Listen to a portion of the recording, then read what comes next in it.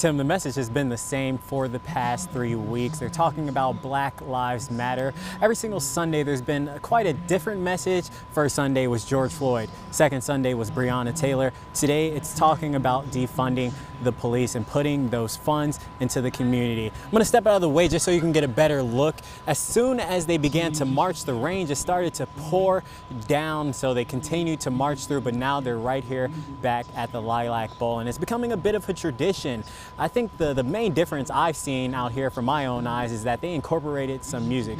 So as soon as I got out here, you heard tunes playing in the background while people began to flood into the bowl. But I got to speak with some of the speakers who came up here and just had passion running through their voices, and to see why they were out here trying to advocate for Black Lives Matter.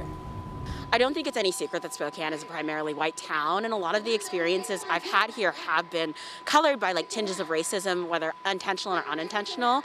But especially the last 3 weeks at these Sunday protests, I've seen how willing people are to educate themselves, to learn about change, and to really try and implement that change.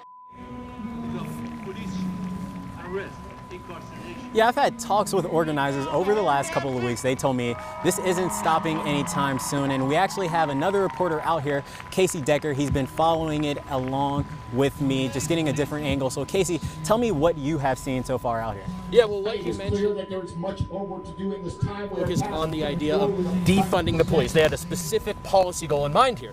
And so I thought it would be a smart idea to talk with our politicians and see, is that policy goal achievable? I spoke with Council President Brian Beggs, and he said right now the City Council is working on a list of something like 20 different reforms, but among those reforms wasn't defunding the police. They did include one where they're going to switch some money that would have gone to hiring new police officers to hiring some social workers. Yeah.